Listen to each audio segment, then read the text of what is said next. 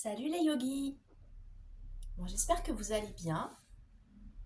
Aujourd'hui, je voudrais vous parler d'une question qui revient assez souvent dans les cours de yoga. Qu'est-ce que la différence, ou quelles sont plutôt les différences entre le yoga Vinyasa et le yoga Hatha?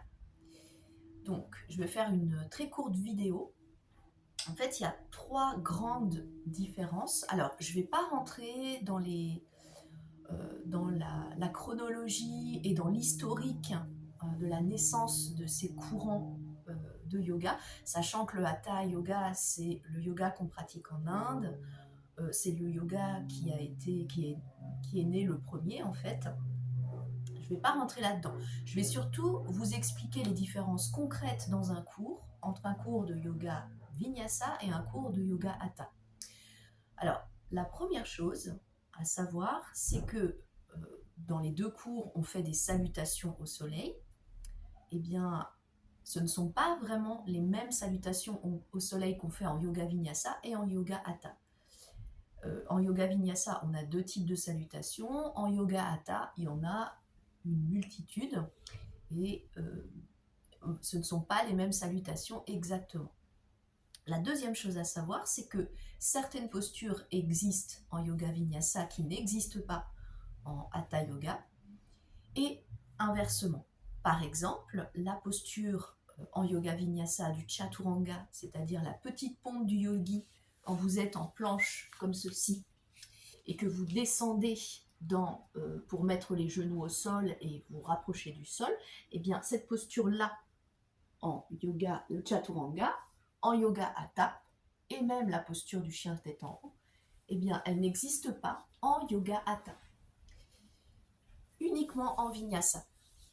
Donc ce ne sont pas les mêmes postures, pas toujours on va dire, évidemment il y a des postures communes quand même, qui ne portent pas forcément le même nom. Elles vont avoir d'autres noms en yoga hatha qu'en yoga vinyasa. Et puis dernier point, et le plus important pour vous, puisque ça vous concerne directement, c'est qu'en fait les postures ne se prennent pas de la même manière, à partir de la même posture. En yoga vinyasa, on fait beaucoup de flow, c'est-à-dire un peu comme des chorégraphies. On enchaîne les postures, on enchaîne les mouvements. Et tout se prend à partir du chien tête en bas en yoga vinyasa. Vous êtes en chien tête en bas ici et vous montez votre jambe et ensuite vous commencez vos postures, vous vous redressez en guerrier 1 par exemple. Eh bien en yoga hatha, vous prenez vos postures à partir de la posture de Tadasana. Vous êtes en Tadasana, dans votre posture ici, et vous commencez à prendre votre guerrier 1 en reculant votre jambe droite et en amorçant votre posture comme ceci. Donc évidemment, en yoga vinyasa, les poignets sont très sollicités puisqu'on passe beaucoup de temps en chien tête en bas, à lever une jambe puis à lever l'autre jambe. Donc il faut préparer nos poignets en yoga vinyasa, chose qui a moins lieu en yoga hatha.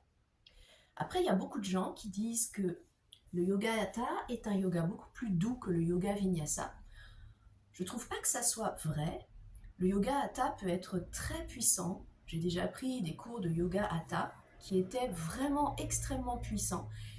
Et en général, on vient en yoga hatha vraiment faire beaucoup de pranayama. Donc c'est vraiment un yoga qui est beaucoup plus énergétique que le yoga vinyasa qui reste beaucoup plus énergique, mais qui est beaucoup dans les asanas en fait. Donc c'est deux types de yoga différents, avec la même puissance, pas avec les mêmes intentions. Voilà, si vous voulez découvrir les deux, je vous propose de venir les découvrir ou voire même de prendre des cours yoga vinyasa, yoga hatha. On rentrera dans les considérations historiques un autre jour. Je vous dis à très vite, à très bientôt pour d'autres vidéos et n'hésitez pas à liker si vous avez aimé cette vidéo. Namasté!